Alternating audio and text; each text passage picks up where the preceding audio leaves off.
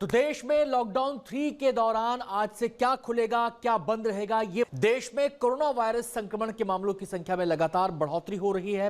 रविवार रात तक देश में कोरोना के 40,000 से ज्यादा मामले सामने आ चुके हैं। साथ ही 1,306 लोगों की मौत हो चुकी है। इस खतरे को देखते हुए देश में लॉकडाउन को 4 मई से 2 हफ्ते के लिए बढ़ा दिया गया है। गृह मंत्रालय ने 2 दिन पहले शुक्रवार को इस संबंध में आदेश जारी करते हुए जरूरी गाइडलाइन जारी की थी। इस गाइडलाइंस के मुताबिक कुछ सेवाओं को छूट दी गई है, जबकि कुछ पर प्रतिबंध जारी रहेगा। दूसरे राज्यों में रह रहे मजदूरों को लेकर भी केंद्र सरकार ने गाइडलाइंस जारी किए हैं।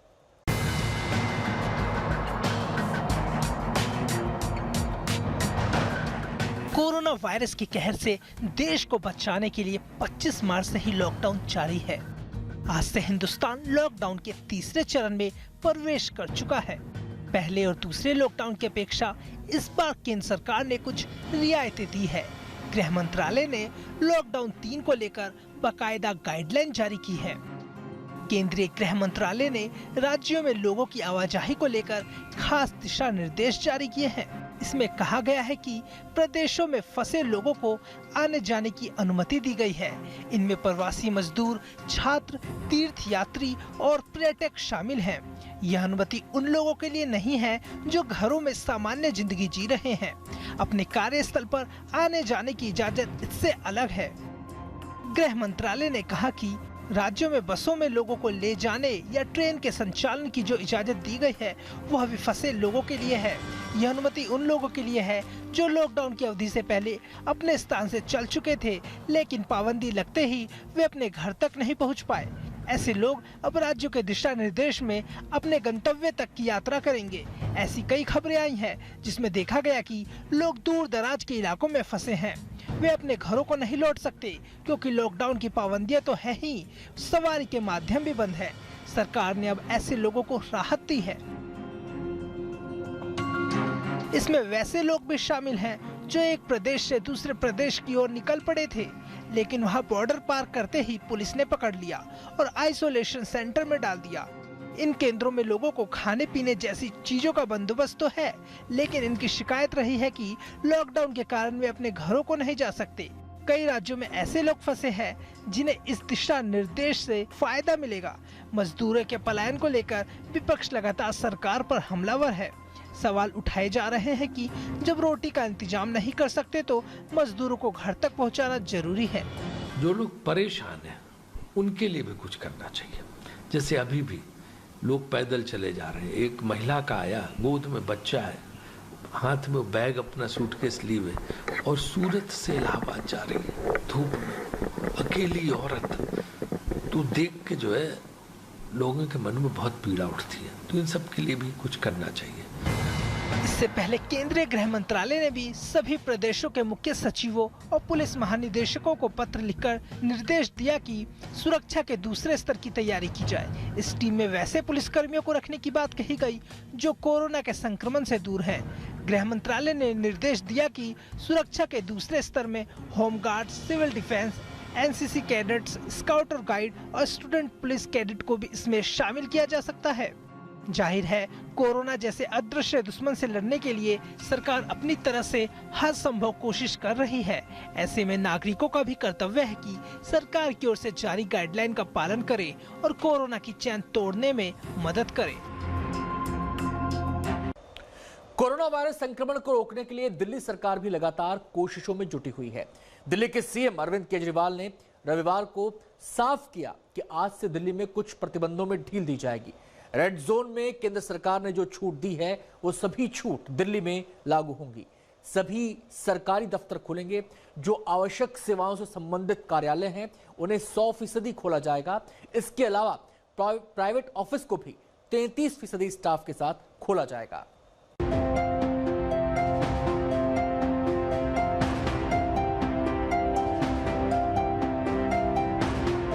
कोरोना के खिलाफ जंग में भारत में तीसरी बार लॉकडाउन किया गया है।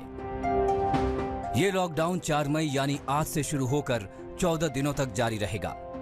इस कड़ी में दिल्ली में भी इस बाबत तैयारी की गई है। सीएम केजरीवाल ने कोरोना को लेकर रविवार को ऑनलाइन प्रेस कॉन्फ्रेंस कर कई अहम जानकारियां दी। उन्होंने बताया कि हमने फैसला किया है कि केंद्र सरकार ने जो भी छूट दी है वो सभी छूट दिल्ली के अंदर लागू होंगे। रेड जोन के अंदर जो भी छूट केंद्र सरकार ने कही है वो सब दिल्ली में मिलेंगी। केंद्र सरकार ने जितनी छूट अलाउ की है वो सभी छूट हम लोग दिल्ली के अंदर अलाउ करने जा रहे हैं। सभी सरकारी दफ्तर खुलने जा रहे हैं। कई सारे सरकारी जो एसेंशियल सर्विसेज से डील करते हैं सरकारी दफ्तर, उन एसेंशियल सर्विसेज वाले सरकारी दफ्तर में 100% अटेंडेंस होगी। दिल्ली सरकार ने यह भी साफ कर दिया है कि पान, गुटखा, तंबाकू और शराब बेचने वाली दुकानों को खोलने की अनुमति है, बशर्ते उन्हें लॉकडाउन के नियमों का सख्ती से पालन करना होगा। ग्राहकों के बीच 6 फीट की दूरी होनी चाहिए और एक समय में 5 से अधिक व्यक्ति दुकान पर नहीं होने चाहिए। जो स्टैंड अलोन शॉप्स हैं, जो नेबरहुड कॉलोनी शॉप्स हैं और जो रेजिडेंशियल कॉम्प्लेक्स में शॉप्स हैं, वो सारी खुली रहेंगी। वो चाहे एसेंशियल आइटम्स की शॉप्स हों चाहे नॉन एसेंशियल आइटम्स की शॉप्स हों, कोई भी शॉप्स हों। तो मार्केट, मॉल और मार्केट कॉम्प्लेक्स बंद रहेंगे। Stand alone shops, neighbourhood colony shops और रेजिडेंशियल कॉम्प्लेक्सेस में जो दुकानें हैं, उनमें चाहे कोई भी सामान हो, किसी भी तरह का सामान हो, वो सारी दुकानें खुली रहेंगी। केजरीवाल ने बताया कि शाम 7 बजे से सुबह 7 बजे तक लोगों का बाहर निकलना बंद रहेगा, जब तक कि आपको किसी बेहद जरूरी सर्विस के लिए बाहर न निकलना पड़े। जिन लोगों को कोई बीमारी है या गर्भवती महिलाएं हैं या छोटे बच्चे हैं, उनको घर में रहना है। 65 साल के ऊपर के लोगों को भी घर पर रहना है। शाम 7 बजे से सुबह 7 बजे तक बाहर निकलना बंद रहेगा। केजरीवाल ने यह साफ किया कि देश के लोगों को अब कोरोना के साथ जीने का तरीका सीखना होगा। ऐसा कभी नहीं हो सकता। अब कोरोना आ गया है, कोरोना रहेगा, कोरोना 0 हो जाएगा, कोरोना का एक भी पेशेंट नहीं होगा, आगे कोरोना कभी नहीं होगा, ऐसा हो ही नहीं सकता। पूरी दुनिया में नहीं हो रहा, ये संभव ही नहीं है। अब हमें कोरोना से जीने की, कोरोना के साथ जीने की तैयारी करनी पड़ेगी, इसकी आदत डालनी पड़ेगी। सरकारों को इसकी तैयारी करनी पड़ेगी, जनता को इसकी, हम सबको इसकी तैयारी करनी पड़ेगी। सीएम केजरीवाल ने कोरोना पर काबू पाने के लिए दिल्ली सरकार के एक्शन प्लान की पूरी जानकारी दी है। जाहिर है, अर्थव्यवस्था को पटरी पर लाने के लिए दुकानों और बाजार का खुलना बेहद जरूरी है, लेकिन इन सब के साथ ही लोगों की जान बचाना भी सरकारों की पहली प्राथमिकता है। कोरोना को देखते हुए लॉकडाउन अगले 17 मई तक के लिए पूरे देश में बढ़ा दिया गया है। इसमें रेल, प्लेन और अंतर्राज्यीय परिवहन नहीं चलेंगे। स्कूल, कॉलेज बंद रहेंगे। होटल, रेस्तरां में आप नहीं जा पाएंगे। इन सबके बीच सरकार ने ग्रीन और ऑरेंज जोन के लिए कुछ रियायतें दी हैं, लेकिन रेड जोन में मेडिकल इमरजेंसी और जरूरी सेवाओं को छोड़कर सब पर ताला रहेगा।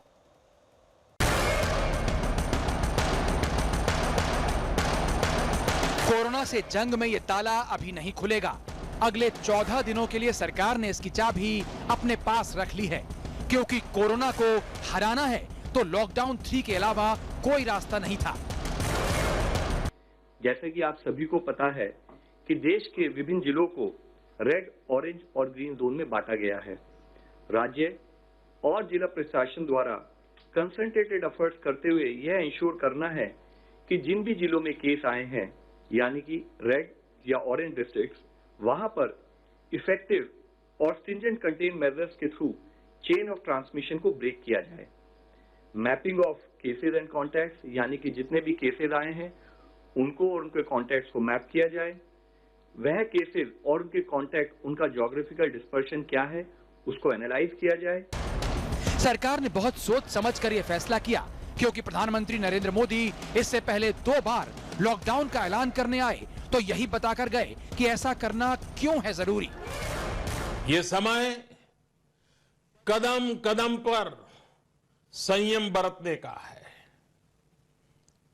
आपको याद रखना है, जान है तो जहान है।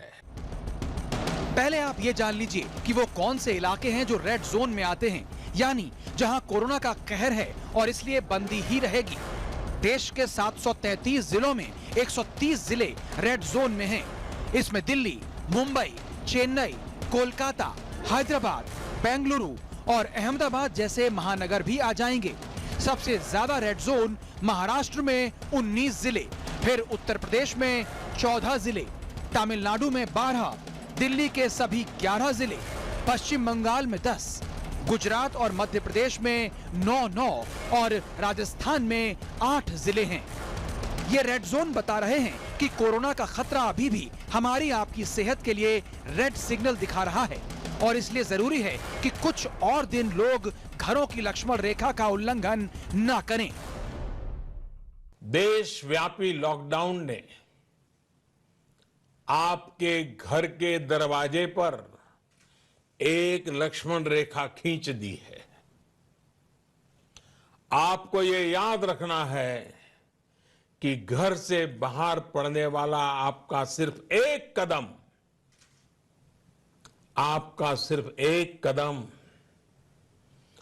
कोरोना जैसी गंभीर महामारी को आपके घर में ले आ सकता है।